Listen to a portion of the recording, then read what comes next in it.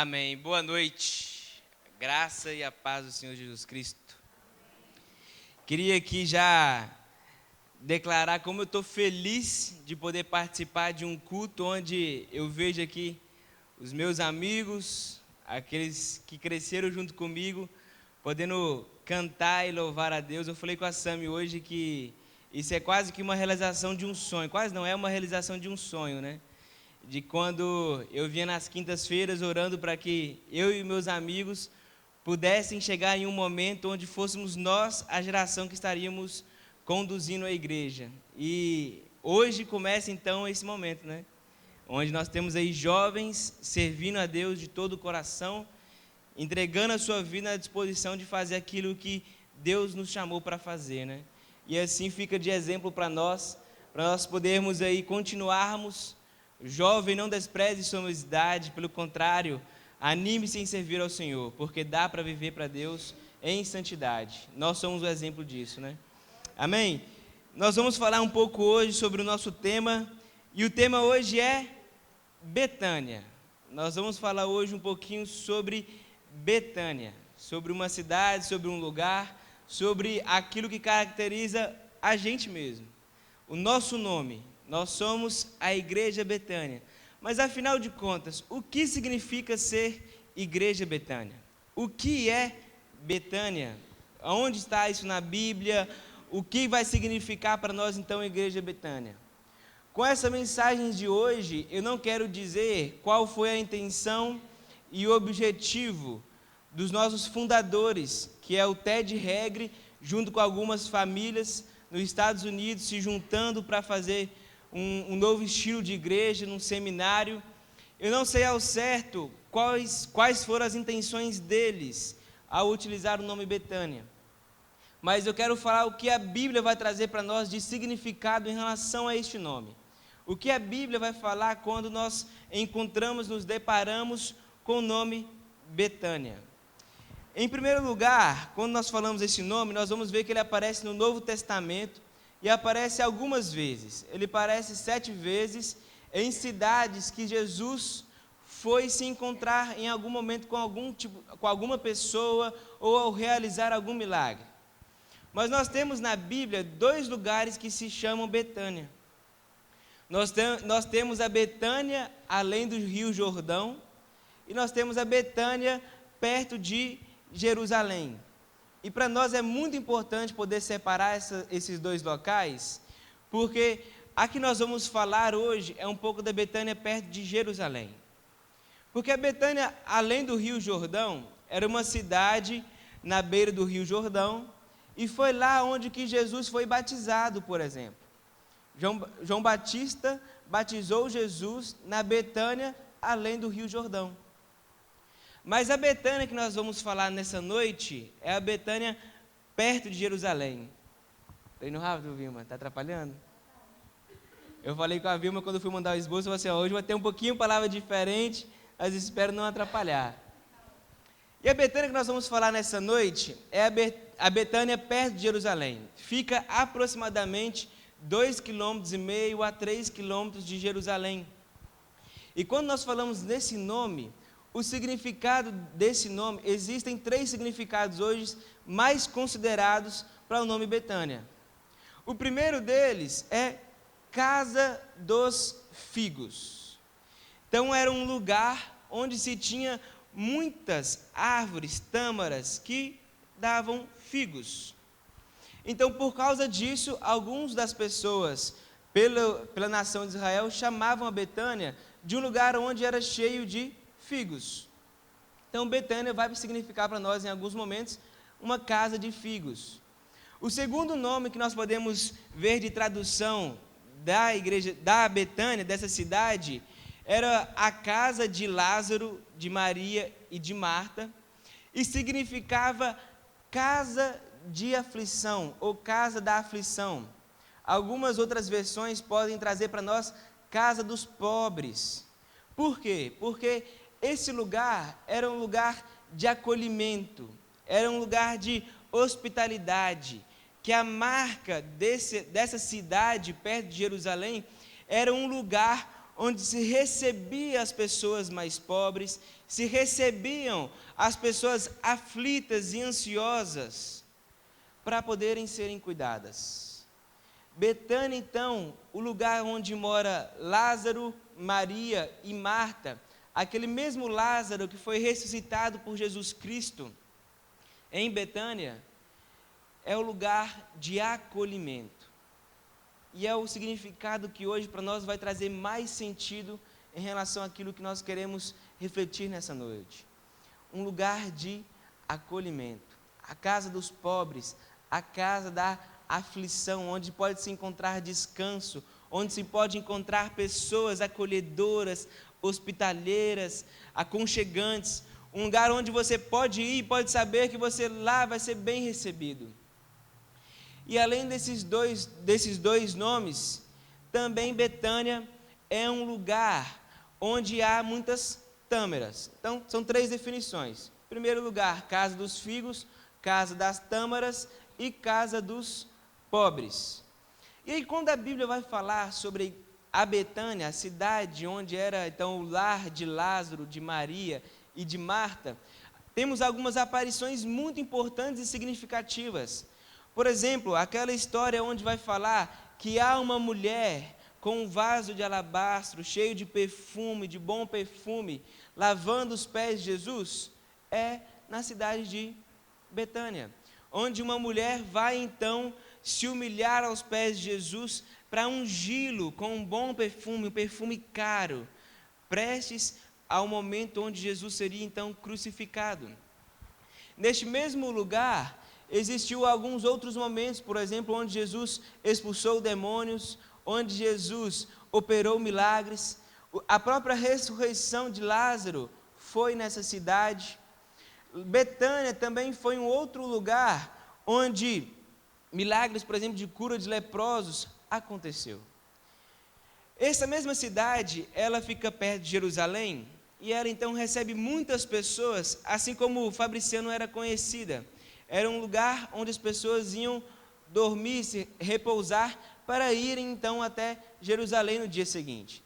Betânia era um lugar muito escolhido para os viajantes que iam para Jerusalém, para a capital, servir ao Senhor como de costume, porque todo ano a nação de Israel precisava ir então até Jerusalém para sacrificar por causa dos seus pecados. E Betânia era uma das cidades mais escolhidas para poder repousar antes de ir então para essa festa e para poder sacrificar ao Senhor. E para nós isso traz muito significado em relação ao nosso estilo, nossa forma, nosso modelo de ser igreja. O Emerson falou um pouco sobre as nossas escolas, sobre os nossos cursos, sobre nosso modelo, daquilo que nós entendemos como nós podemos ser igreja. E Betânia faz parte desse processo. O significado do ser Betânia faz muito sentido com aquilo que nós entendemos como ser igreja. E como eu falei, foi nessa mesma cidade onde uma mulher quebra um vaso de alabastro com um bom perfume para limpar os pés de Jesus. E na Bíblia existe um segundo momento, um segundo fato, onde acontece a mesma coisa. Uma mulher, uma pecadora, a Bíblia vai chamar, ela vai então num jantar onde Jesus estava, e de forma semelhante ao que aconteceu em Betânia, ela então joga perfume nos pés do Senhor, e então ele limpa os pés de Jesus. E é sobre esse fato, esse momento, onde a Bíblia não relata exatamente onde é o local, mas que com certeza possui as mesmas características hospitaleiras da cidade de Betânia. E está narrado lá então em Lucas, capítulo 7, e eu queria convidar a igreja então, ou acompanhar no telão, ou abrir a sua Bíblia, seu aplicativo, para acompanhar comigo a leitura. Lucas, capítulo 7, nós vamos ler a partir do verso 36.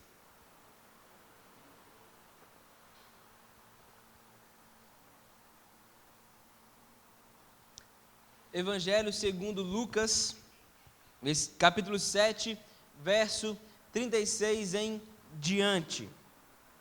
Acompanhe comigo então, vou ler na versão um pouco diferente da tela, mas dá para nós acompanharmos. Diz assim a palavra de Deus: um dos fariseus convidou Jesus para jantar. Jesus foi à casa dele e tomou lugar à mesa. Quando uma mulher daquela cidade, uma pecadora, soube que ele estava jantando ali, trouxe um frasco de alabastro contendo um perfume caro. Em seguida, ajoelhou-se aos pés de Jesus, chorando. As lágrimas caíram sobre os pés dele, e ela o secou com o seu cabelo. E continuou a beijá-los, a derramar perfume sobre eles. Quando o fariseu que havia convidado Jesus viu isso, disse consigo: se este homem fosse profeta, saberia que tipo de mulher está tocando nele. Ela é uma pecadora. Jesus disse ao fariseu: Simão, tem algo a lhe dizer. Diga, mestre, respondeu Simão. Então Jesus lhe contou a seguinte história: um homem emprestou dinheiro a 2 pessoas, 500 moedas de prata a uma delas e 50 a outra. Como nenhum dos devedores conseguiu lhe pagar, ele generosamente perdoou ambos e cancelou suas dívidas.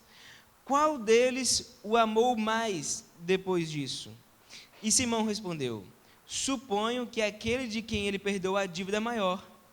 E disse Jesus: você está certo. Então voltou-se para a mulher e disse a Simão: veja esta mulher ajoelhada aqui.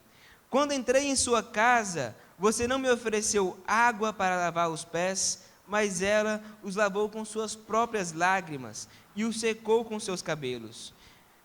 Você não me cumprimentou com um beijo, mas desde a hora em que entrei, ela não parou de beijar os meus pés. Você não me ofereceu óleo para ungir a minha cabeça, mas ela ungiu os meus pés com um perfume caro. Eu lhe digo, os pecados dela, que são muitos, foram perdoados, e por isso ela demonstrou muito amor por mim. Mas a pessoa a quem pouco foi perdoado, demonstra pouco amor. Verso 48, então Jesus disse à mulher: seus pecados estão perdoados. Os homens que estavam à mesa diziam entre si: quem é esse que anda por aí perdoando os pecados?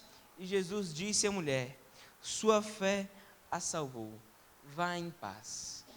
Deus, nós queremos pedir nessa noite que Teu Santo Espírito possa nos conduzir na Tua palavra, possa, Deus, ministrar ao nosso coração aquilo que o Senhor já tem ministrado à minha vida, Deus. Em nome de Jesus, nós queremos pedir que o Teu Santo Espírito tenha liberdade em nosso meio e que nos nossos corações esteja ardendo o desejo de conhecer o Senhor em intimidade. Em nome de Jesus, que o Senhor venha se revelar a nós mais uma vez nessa noite e que nós possamos compreender a Tua palavra. Que nós possamos, ó Deus, compreender os Teus propósitos para a nossa vida. Em nome de Jesus, amém e amém. É interessante que esse relato, até antes de eu estudar, eu achava que era o mesmo relato da mulher Maria de Betânia, que um pouco antes da crucificação de Jesus, também leva um vaso de alabastro e limpa os pés de Jesus. Mas quando eu me deparei com esse texto, demonstra claramente que não é a mesma situação. São 2 situações diferentes. Então, na Bíblia, nós temos 2 momentos relatados como bem parecidos como esse que nós acabamos de ler. Um deles acontece em Betânia, onde Maria limpa os pés de Jesus.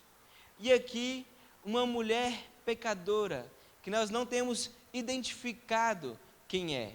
Apenas fala que é uma mulher que entra num jantar, se ajoelha diante de Jesus chorando e começa a limpar os pés de Jesus.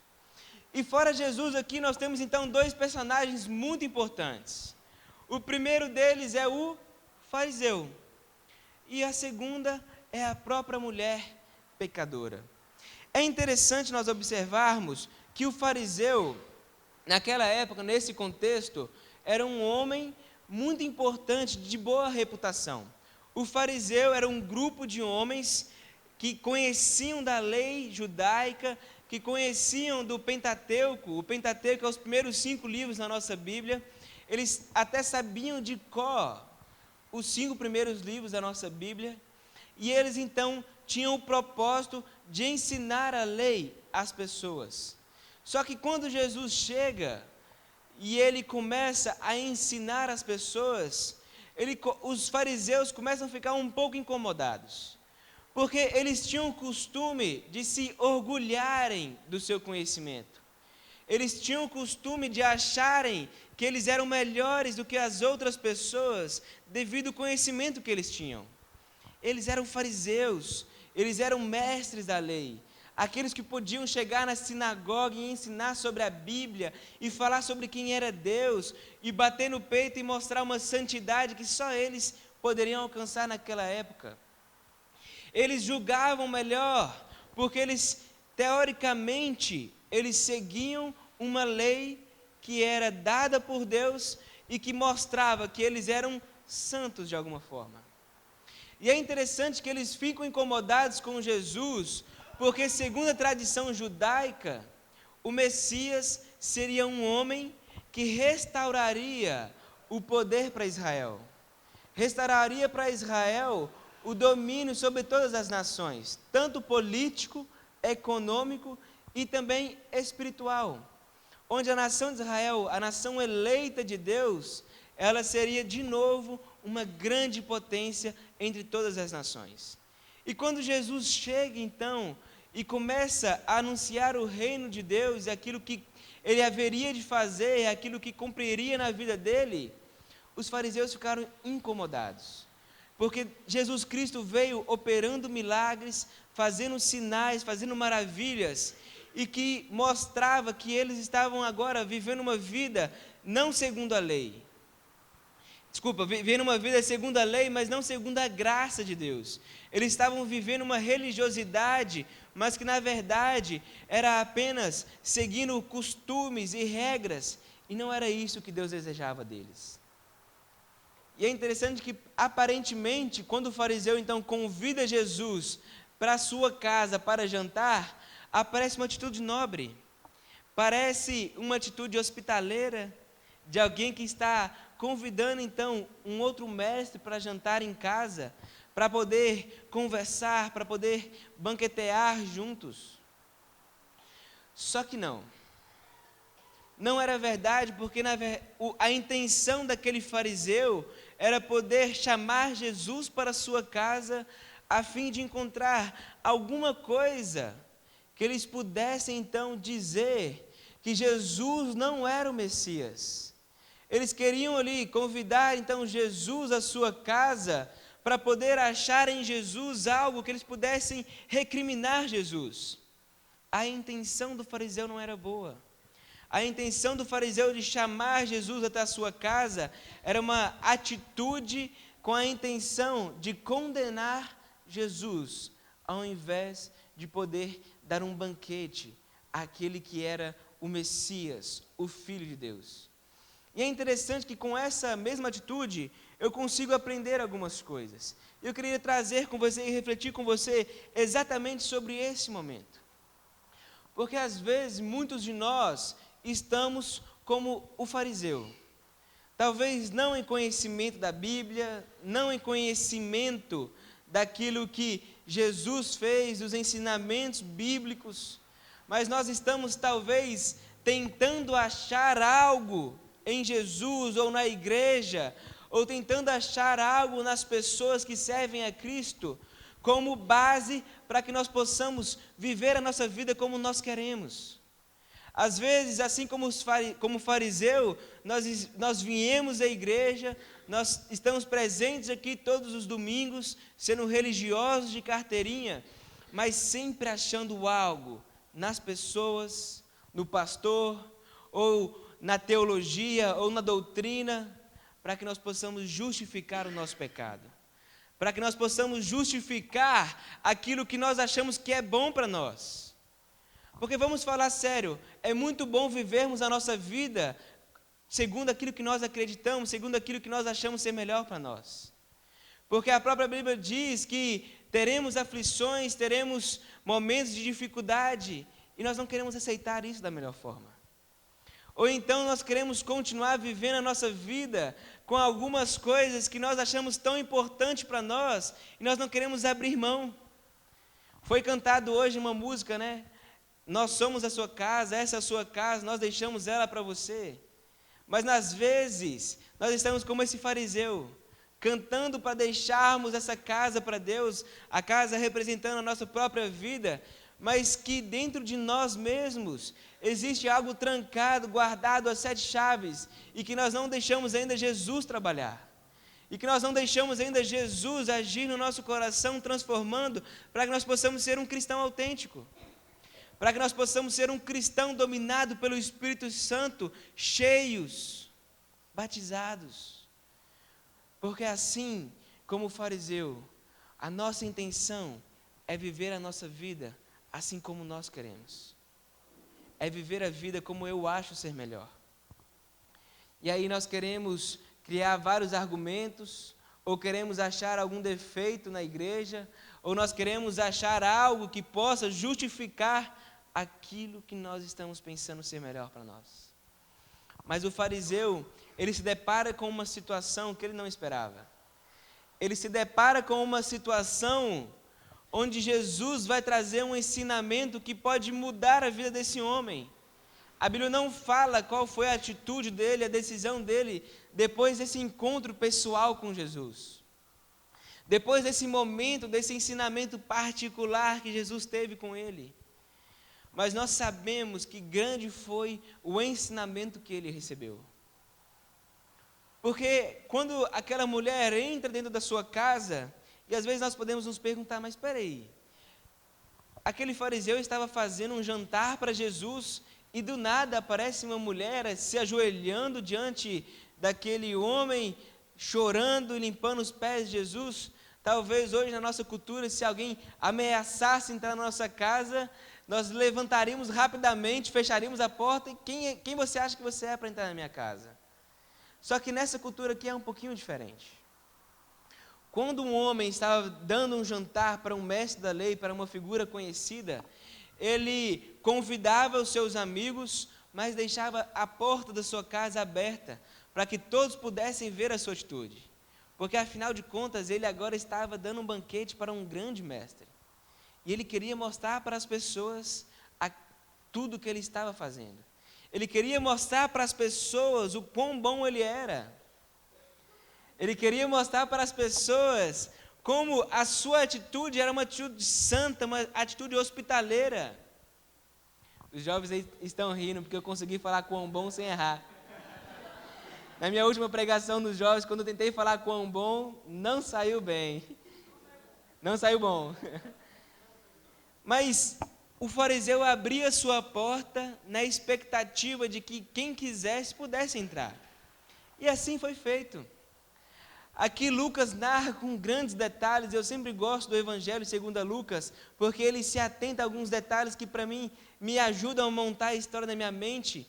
Eu imagino que agora você também está conseguindo imaginar o fariseu olhando então aquela mulher entrando dentro da sua casa, Jesus ali sentado à mesa, ajoelhado, e aquela mulher se ajoelha diante de Jesus, chorando, e a Bíblia fala que aquela mulher era uma mulher conhecida na cidade e era uma mulher pecadora.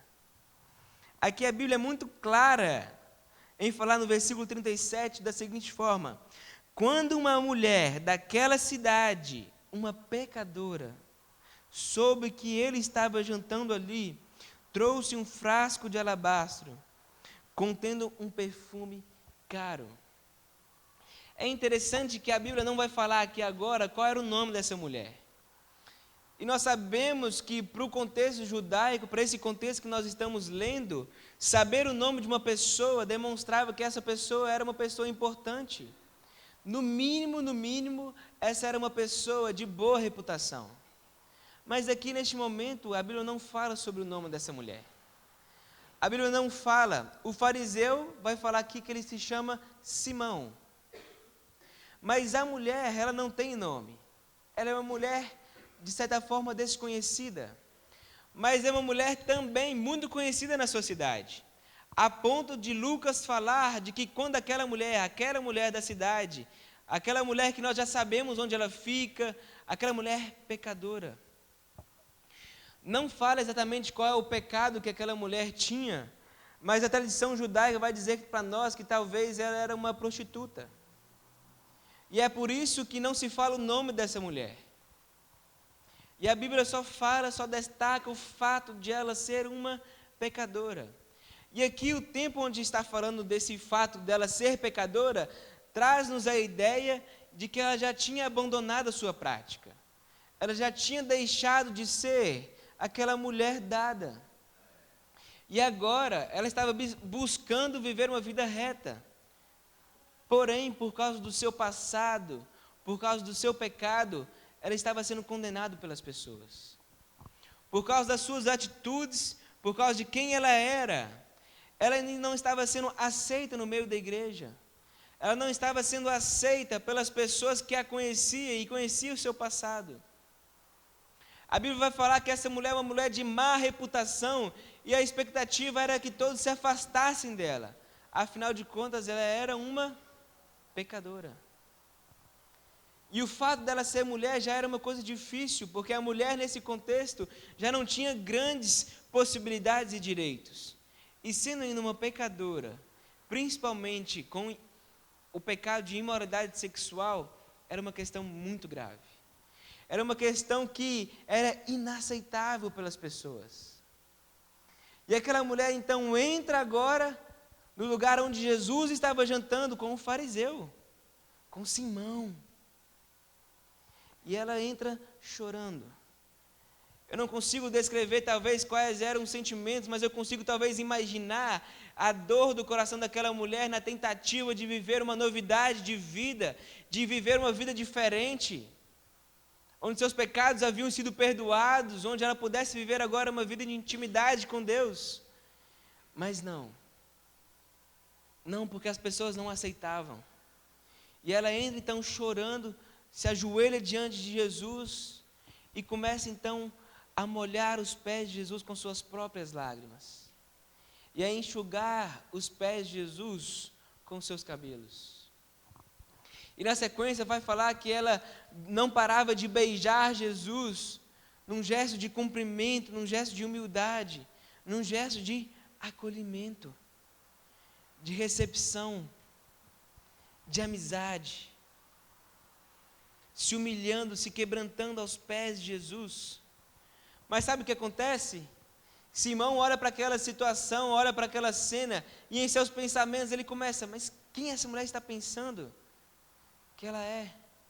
E Jesus, se ele fosse de fato profeta, ele saberia que aquela mulher, ela era pecadora, e não permitiria que ela estivesse então tocando a Jesus, porque ao tocar Jesus ele estaria se tornando impuro. E ali estava a deixa, ele talvez estava satisfeito. Eu imagino o rosto de Simão agora todo feliz por saber que existia algo que poderia justificar que Jesus não era o Messias. E então todos os ensinamentos que Jesus havia trazido até aquele momento cairiam por terra. Mas Jesus, com o discernimento do Espírito, ele olha para Simão e fala: Simão, posso te falar uma coisa? Eu posso te dizer uma coisa em relação àquilo que você está pensando? E aí Simão, claro, como talvez um bom anfitrião que ele queria ser, fala, Jesus, estou aberto para você falar aquilo que você deseja. E aí Jesus conta uma parábola fantástica. Jesus ele começa contando sobre 2 homens que tinham uma dívida com o Senhor. Um de 500 pratas e o outro de 50 pratas. E aí Jesus faz uma pergunta muito simbólica e mais muito tocante aqui ao coração desse homem. Ele fala que os 2 não tinham condições de pagar a sua dívida, e eles chegam diante do Senhor, e o Senhor olha para eles e generosamente perdoa a dívida desses 2 homens. E talvez aqui Jesus estava querendo simbolizar o fato de talvez um desses homens, o que tinha uma dívida maior, ser a própria mulher, e aquele que tinha uma dívida um pouco menor, de 50 moedas apenas, ser o próprio fariseu.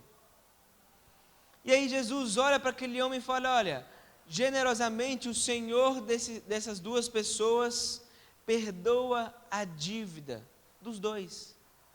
Mas agora me diz, qual dos dois mais terá gratidão? Qual dos dois vai amar mais o Senhor que perdoou a sua dívida? E prontamente Simão, o que ele responde? Suponho que aquele que teve a dívida maior perdoada vai ser quem vai amar mais o seu Senhor. Aquele que tinha 500 moedas de prata de dívida vai provavelmente amar mais o Senhor. Afinal de contas, ele tinha um peso maior sobre as suas costas e agora foi tirado esse peso dessa dívida. E Jesus fala, certamente, você está certo. E é isso mesmo, você já entendeu o que eu estou querendo dizer. E aí Jesus vem com ensinamento a respeito daquela mulher, daquilo que ela fez, e da dívida que foi perdoada. E assim, quando eu olho para essa parábola que Jesus conta, de uma dívida maior, ou daquela que tem a dívida menor, eu olho para a minha vida e olho para a sua vida, e eu posso olhar que aquilo que Jesus Cristo fez na cruz, foi exatamente isso que está sendo narrado neste momento. Porque todos nós, em algum momento da nossa vida, nós criamos uma dívida com Deus. Romanos 3, 23 vai falar que todos pecaram e então estão destituídos da glória de Deus. Ou seja, todos pecaram e possuem uma dívida com o próprio Deus. Possuem algo que estão devendo para Deus porque eles pecaram contra Deus. E é Jesus está usando essa parábola para mostrar dessa dívida que eu e que você um dia criamos com Deus. E talvez alguns de nós estão pensando aqui que a sua dívida é maior que a minha, ou então que a minha dívida é maior que a sua, eu não sei. Eu não quero aqui criar comparações. O fato é que todos nós, em algum momento, tivemos uma dívida. E quando eu olho para essa mulher, Jesus está mostrando para Simão que todo aquele conhecimento que ele tinha, toda aquela ideia que ele tinha de ser um homem santo, de um homem separado por Deus, um homem que era mestre da lei, não valia nada se o coração dele não estivesse servindo ao Senhor de todo o coração. Não valia nada fazer tudo o que ele queria se o coração dele estivesse com as intenções de fazer a vontade de Deus. Porque afinal de contas, Jesus já sabia que as intenções daquele homem não eram boas, que as intenções daquele homem era de encontrar algo para justificar as suas ações. Mas quando ele olha para aquela mulher, de uma má reputação, uma mulher que estava sendo rejeitada pelas pessoas, ela sim, se quebrando diante de Deus, ela se joga de joelhos, chorando, clamando por misericórdia, lavando os pés de Jesus, beijando Jesus, na expectativa de receber algo de Jesus. E é interessante que esse encontro é marcado com algo que mudou a vida dessa mulher. Porque Jesus não para por aí, ele continua falando que aquela mulher provavelmente era como aquele homem com uma dívida maior. Mas por causa disso, o amor dela por Jesus também era muito maior do que aquele fariseu estava demonstrando. Sabe por quê? Porque o encontro com Cristo, o perdão incondicional de Cristo, que não precisa de nós fazermos nada para recebermos esse perdão, apenas crer, apenas ter fé de que Ele nos perdoa e de que Ele nos purifica de todo o pecado. Quando nós encontramos com esse perdão, o resultado é o amor.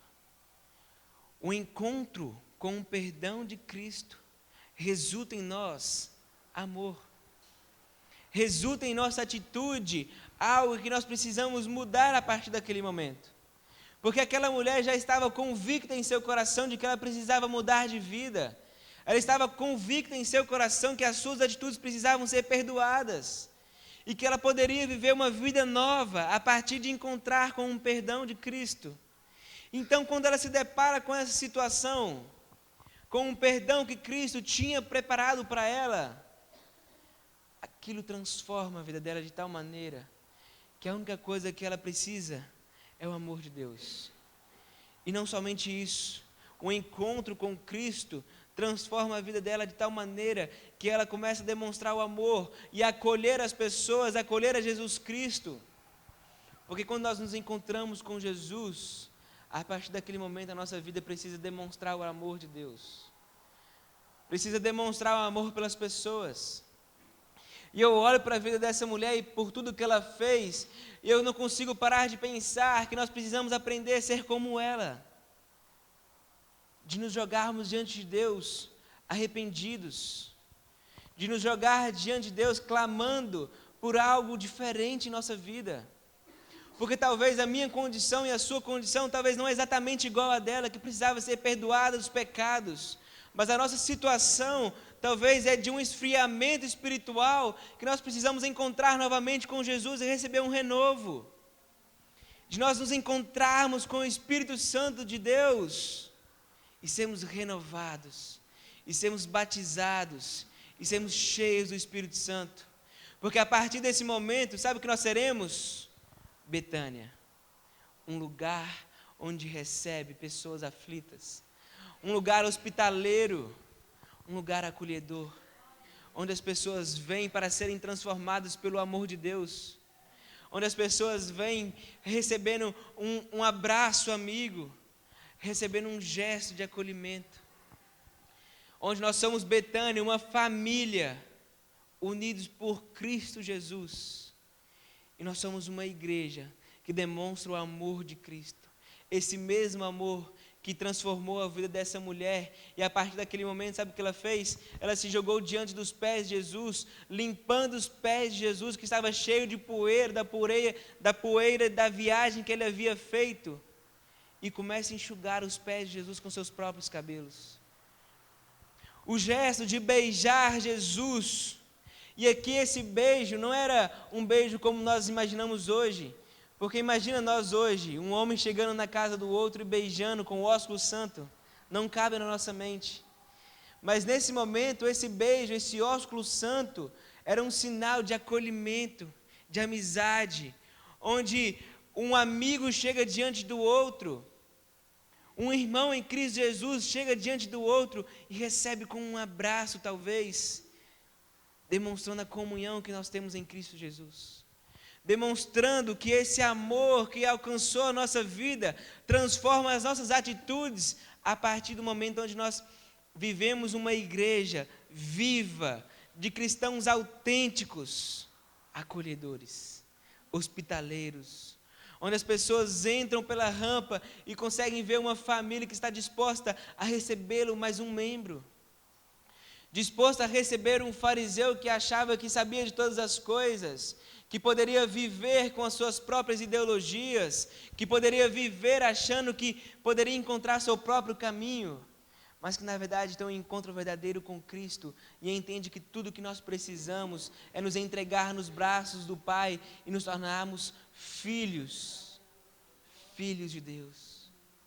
E a partir do momento que nós somos filhos de Deus, nós somos irmãos. Eu, Douglas, irmão de você, filho de Deus. Porque é isso que essa mulher encontra. O perdão dos pecados. E agora, aquela imagem de uma má reputação, todo aquele passado, fica para trás. E agora ela é acolhida. Jesus recebe ela nos seus braços. E ela agora é perdoada dos seus pecados. E esse perdão, ele é incondicional, no sentido de que nós não precisamos fazer nada para recebermos.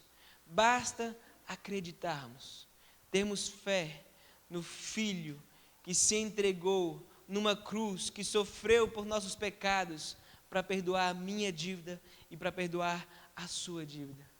E que agora a condenação da nossa dívida que estava sobre nós, e que é a morte, está sobre o Filho, e nós recebemos a vida abundante, a vida plena, e nós podemos gozar de uma paz que excede todo entendimento. Nós podemos gozar de uma paz que não tem explicações. Nós podemos gozar de uma paz que eu não consigo explicar para você, mas eu consigo falar que você pode provar. Você pode provar assim como essa mulher provou. E eu quero aqui também refletir junto com você sobre o momento onde Jesus ele fala sobre esse resultado dessa hospitalidade, do amor que nós vivemos. E eu quero trazer aqui uma frase de C.S. Lewis, porque ele fala, C.S. Lewis, que quando nós encontramos com o amor de Cristo, isso transforma a nossa vida, e a maior marca da nossa vida é que quando as pessoas chegam perto de nós, elas ficam maravilhadas de como nós estamos interessados na pessoa dela, porque nós entendemos a nossa missão. Porque nós entendemos que nós precisamos demonstrar esse mesmo amor que nós recebemos pelas pessoas. Um amor que não julga como esse fariseu estava fazendo. Um amor que não julga como as pessoas daquela cidade estavam fazendo com aquela mulher. Mas pelo contrário, que acolhe, não aceitando o pecado, não aceitando as práticas daquela mulher, mas aceitando aquela mulher arrependida, quebrantada, diante dos pés de Jesus Cristo. Só que para isso nós precisamos analisar a nossa condição. Se nós estamos hoje como o fariseu, ou se nós estamos hoje como essa pecadora. E eu lembro de um fato, de uma história que aconteceu comigo lá em Curitiba. Lá em Curitiba, eu e minha esposa, nós fazíamos teologia.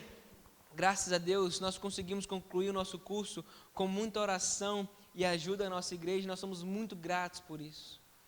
Mas teve uma semana, eu trabalhava fora para poder me sustentar e sustentar na minha casa, para poder me alimentar. E aí eu estava numa semana muito difícil, uma semana onde meu trabalho estava sugando muito de mim. E além do meu trabalho, eu estava num momento também que a minha faculdade exigia muito de mim.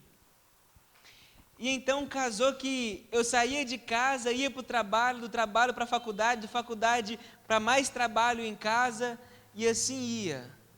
Acordava de manhã, trabalho, faculdade, trabalho em casa da faculdade, dormir, e o ciclo girava. E nessa semana, foi interessante que estava tão puxado, que eu não estava fazendo o meu devocional. Eu não estava tirando o meu tempo para me relacionar com o meu próprio Deus, com Deus que perdoou a minha dívida. O único momento que eu tinha para falar das coisas de Deus era a própria faculdade, mas eu sabia que eu precisava de mais. E naquela semana, no meu coração, eu tinha um incômodo de saber que eu não estava fazendo aquilo que eu deveria fazer, que era separar o meu tempo de qualidade de relacionamento com Deus. E é interessante que hoje, olhando para trás, eu me vejo exatamente como esse fariseu. Porque foi interessante que no final da semana, na sexta-feira, eu lembro até hoje, eu estava voltando do trabalho, indo para a faculdade, a pé, e no caminho, sempre tinha, num determinado semáforo, uma mulher com uma criança de colo, pedindo entre meio dos carros, dinheiro para sustentar a sua família. E eu olhava aquela situação, e eu e minha esposa já tínhamos uma certa crise com esse tipo de situação, porque em outro momento um rapaz pediu alimento para nós compramos, na hora que nós saímos para entregar, aquele rapaz já não estava mais. E várias outras vezes que nós tentamos ajudar alguém, e nós nos decepcionamos com isso.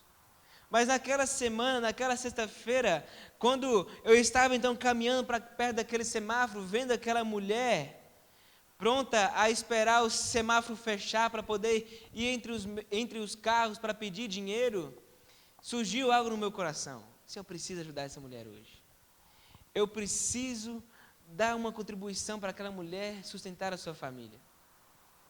Então eu tirei minha carteira já antecipadamente, quando eu cheguei, entreguei o dinheiro para ela, e ainda aproveitei a oportunidade para falar do amor de Cristo para ela. Eu falei: olha, Jesus te ama, não deixe de entender isso na sua vida. E aí eu saí, virei a esquina, perto da faculdade já, e o meu coração encheu de alegria.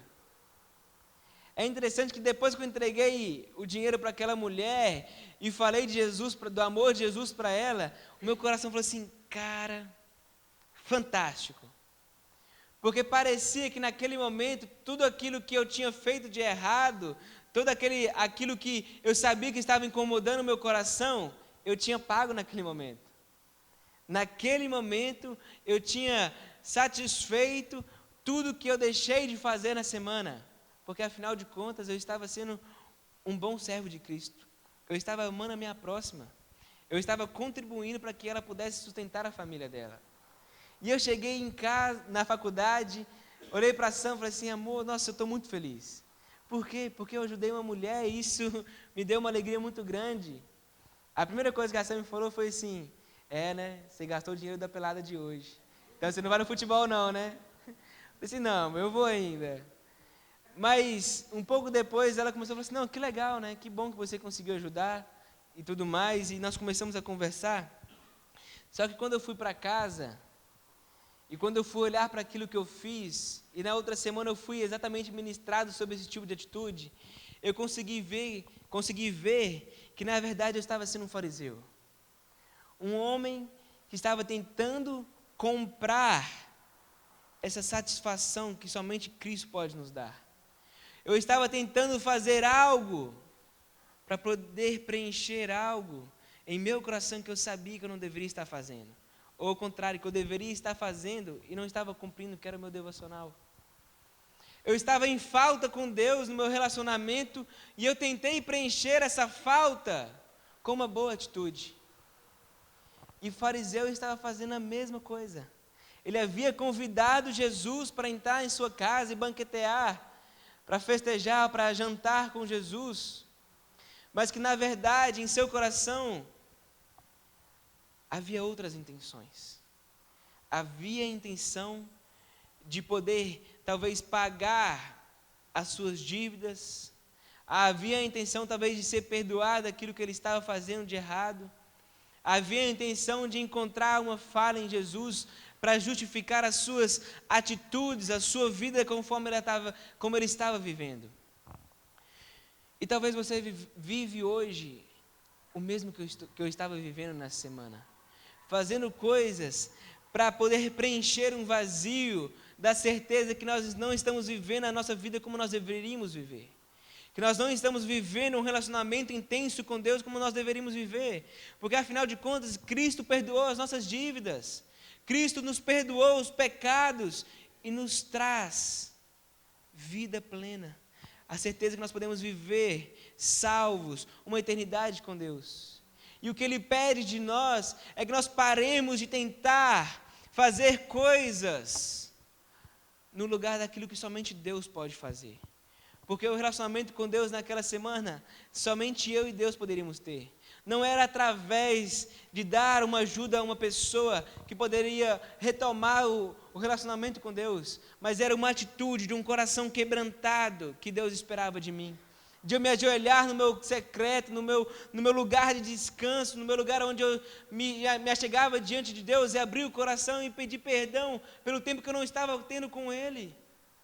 E é isso que Deus espera de nós. Um momento onde nós vamos nos ajoelhar e clamar por um renovo espiritual, e clamar por um avivamento, um momento onde nós seremos cheios, repletos da presença de Deus. É isso que Deus espera de nós. Um momento onde nós vamos parar de justificar as nossas atitudes, parar de justificar a nossa ação, ou às vezes com o erro do outro, ou às vezes com algo que nós estamos fazendo, e nós passamos a viver o verdadeiro evangelho, o evangelho centrado, uma vida centrada diante de Deus, centrada no evangelho. Ou então talvez você não está nessa mesma condição do fariseu, ou então você está na condição dessa mulher, dessa pecadora, e precisa se arrepender dos seus pecados. Saiba que precisa apenas você confessar os seus pecados, se arrepender e dizer que Jesus Cristo é seu único Senhor e Salvador, que todo o passado vai ficar para trás. E Deus vai esquecer tudo que você fez e vai te dar a oportunidade de provar de um amor verdadeiro. Um amor que só Deus pode te dar, que só Deus tem, para que você possa provar. E que a partir desse encontro com Deus, desses pecados perdoados, você possa viver uma novidade de vida. E sabe de uma coisa? Talvez você tenha medo. Talvez você tenha medo de tomar a sua decisão, porque talvez você já tentou várias vezes e sempre o resultado foi o mesmo. Saiba que Jesus quer inundar a sua vida e te capacitar e ajudar para que você possa viver uma novidade de vida, para que você possa ser um cristão autêntico. Basta você se entregar, basta você cantar com o seu coração de verdade. Nós deixamos a nossa casa para você. Eu entrego o meu coração para o Senhor, porque eu sei que quando você entregar, o resultado vai ser uma vida de amor. O resultado vai ser Deus te acolhendo como um filho. E o resultado vai ser a salvação da sua alma. Basta você tomar a sua decisão.